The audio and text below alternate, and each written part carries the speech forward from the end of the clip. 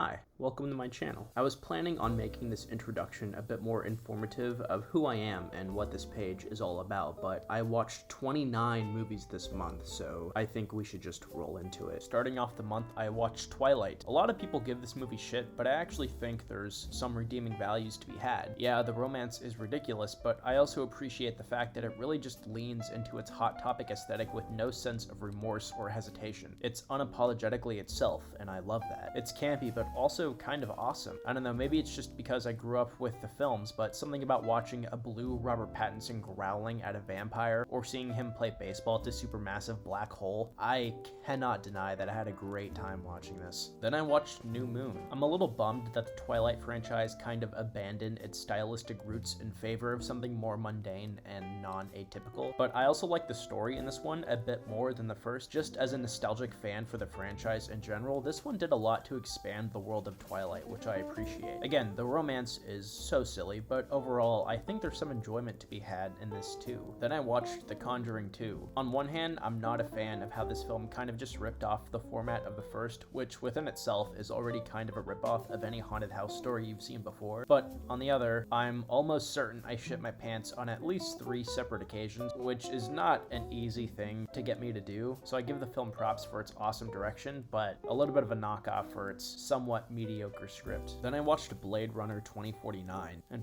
wow. All I'm gonna say is that this film should serve as the blueprint for all sequels from henceforth on as to how to operate. It did such a masterful job at expanding the universe, forwarding the initial story, enriching the original themes, and overall contributing to the franchise, which is what every sequel should do. I don't have much to complain about this film. It's almost Denis Villeneuve's best film. His best I will get to later. If I had to critique something, it would just be that the third act didn't entice me as much as the first two, but I don't even think that's a criticism on the third act. I think it just goes to show how amazing the first two are. And then I watched Eclipse, and I find it a little strange that no one talks about the fact that Jasper served on the Confederate Army during the Civil War. I mean, that's bad. Though it's not even the weirdest thing to happen to the Twilight franchise. The weirdest thing happens in the next movie, which also happens to be the next movie that I watched, Breaking Dawn Part 1. It's a little alarming that an entire fandom kind of just rolled with the fact that Jacob wanted to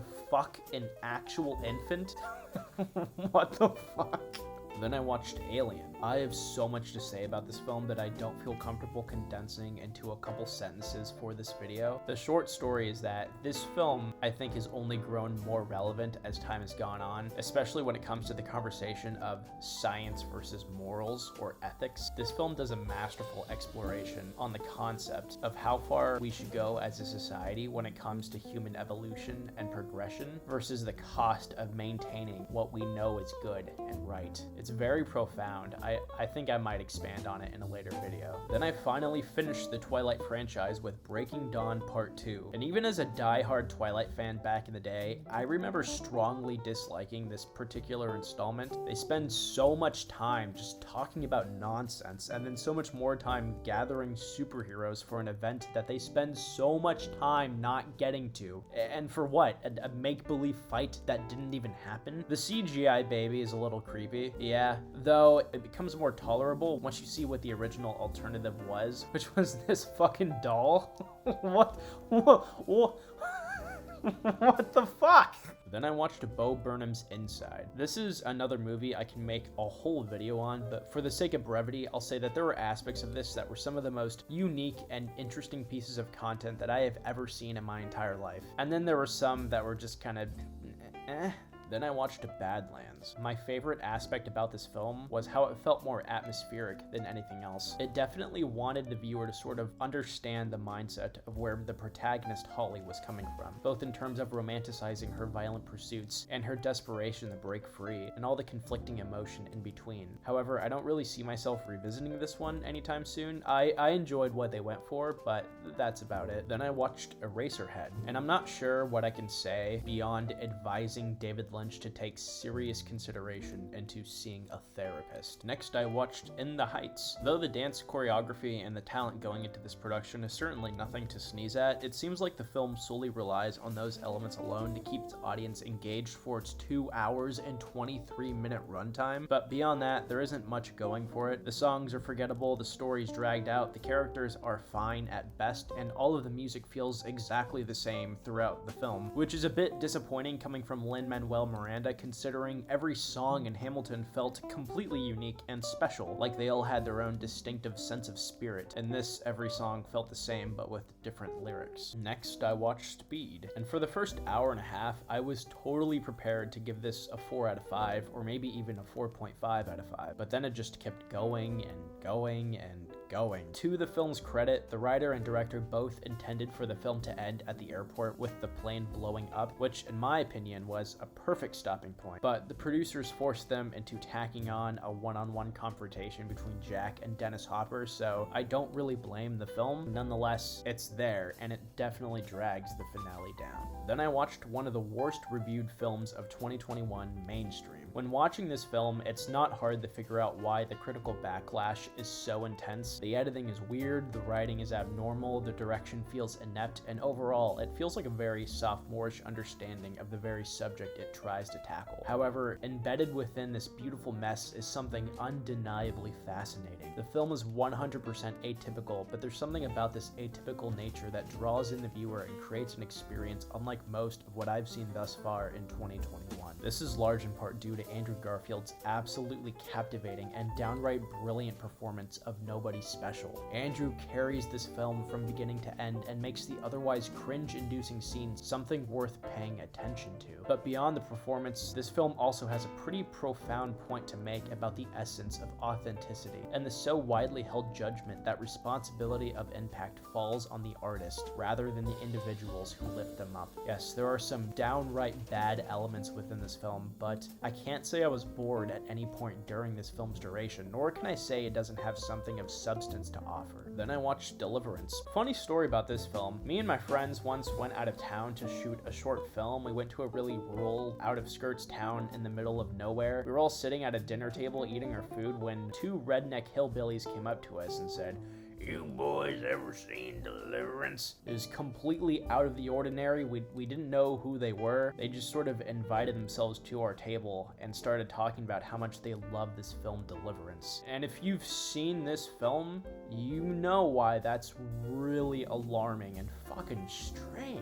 And then I watched Edge of Tomorrow. This is a really underrated, fun sci-fi action thriller. I don't know why more people don't talk about this one. It's really good. And then I rewatched The Social Dilemma for my dystopian literature and film class. I think it's good. I do think it's a little biased from the political perspective it's coming from, which makes it a tad bit blindsided, but I also think it has a lot of really important things to say that remain objective despite anyone's political affiliation. The story that they try to accompany the documentary with is a little cringe at times, but it still does a decent job at delivering the point that they want to make. It's really good. I wouldn't call it great, but I would say it's definitely worth at least watching. Next, I watched Sicario. I always feel like this film doesn't get enough appreciation from cinephiles. When it comes to the conversation of what Denis Villeneuve's best film is, I always either hear Prisoners, Arrival, or Blade Runner 2049, but I've never heard anyone cite Sicario as the best, which is a shame, because it definitely deserves to be in the conversation. I don't think it's perfect. The film kind of peaks after the first act highway scene, but I think this film is really great, and it definitely deserves to be talked about more than it is. Next, I watched Luca. The biggest problem I have with Luca is in regards to its plot. For a large majority of its duration, the plot feels very aimless and structureless, and though I understand their intention of trying to create a summer memory type of experience where the plot takes a backseat to everything else going on in the film, it instead just sort of came off as we forgot to write the final draft for the screenplay, the goals were weak, the antagonist was cheesy, the stakes were low, and the true conflict of the film, embedded within the friendship between Luca and Alberto, didn't even start until near the end of the second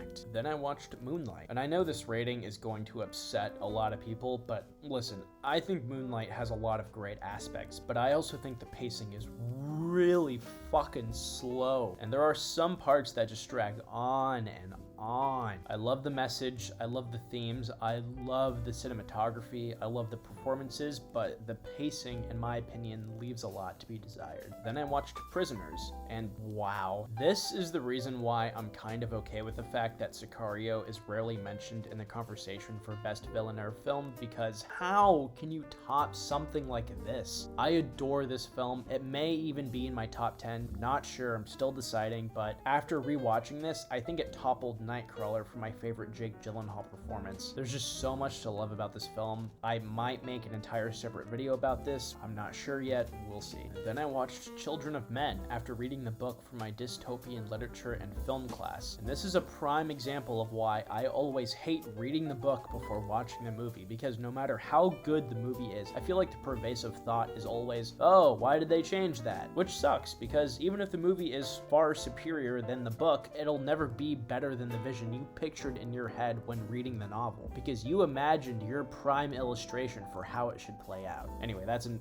unrelated tangent. I loved the movie. The only reason why I gave it a 4.5 and not a 5 out of 5 is because Julianne Moore was just awful, which is weird because she's normally outstanding. I don't know what it was about this performance specifically, but she felt abnormally wooden and emotionless. I don't know, maybe I was missing something about what she was trying to go for, but it literally felt like she was cold reading her lines for the first time. Then I watched Nightcrawler because I wanted to confirm my suspicions of Prisoners overtaking my #1 spot for favorite Gyllenhaal performance. I remember watching this back in high school and thinking it was one of the greatest movies I had ever watched, and this just kind of goes to show how taste can change over time, because while I do still think it's great, I see a lot more problems with it now than I did before, mainly on the part of the directing, which definitely felt like the weakest part of the film. The script and performance is what really carries this through, but nonetheless, still great, just a soft great. Then I watched Wall-E for my dystopian literature and film class, and I'll be honest, it was early morning, I was tired, and I did not pay attention to any of it. I've seen it before, I know it's great, but I just didn't feel comfortable giving this specific viewing experience a rating because I completely tuned out. Then I watched Adaptation, another movie that I would have 100% given a 5 out of 5 to back in high school, but now attribute a 4 out of 5. I think it's great, but I didn't get much out of the rewatch experience, but this is also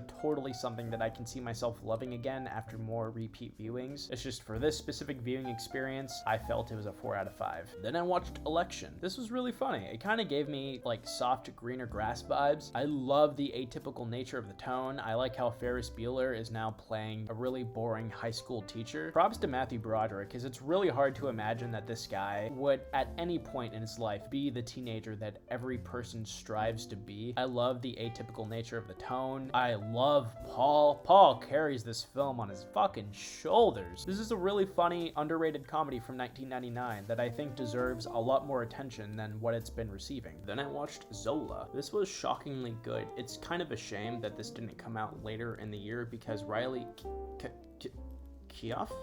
This person definitely deserves some Oscar attention for her performance as Stephanie. She won't get any, but nonetheless, she was amazing and the film was great. The ending was exceptionally abrupt and the structure of the plot is a bit uncanny, but overall, I really enjoyed this movie and it's one of my favorites of the year so far. Then I ended the month with watching F9, and instead of giving my thoughts, I instead decided to draw you a little recreation of how I remember the film.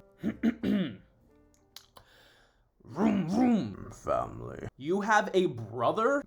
I don't like family. Dom, watch out, there's no road. Yo, I think we're invincible. Hey, watch out! How are you not dead? What is death? Now from the top. Can we drive into space? No. Unless? Oh my god, we're in space! Brother. The end. And that's it. Thank you for watching all the way to the end. If you like what you see, please consider leaving a like and a comment. It really does help the video. Also subscribe if you're not already. Thank you for watching, and I'll see you in the next one.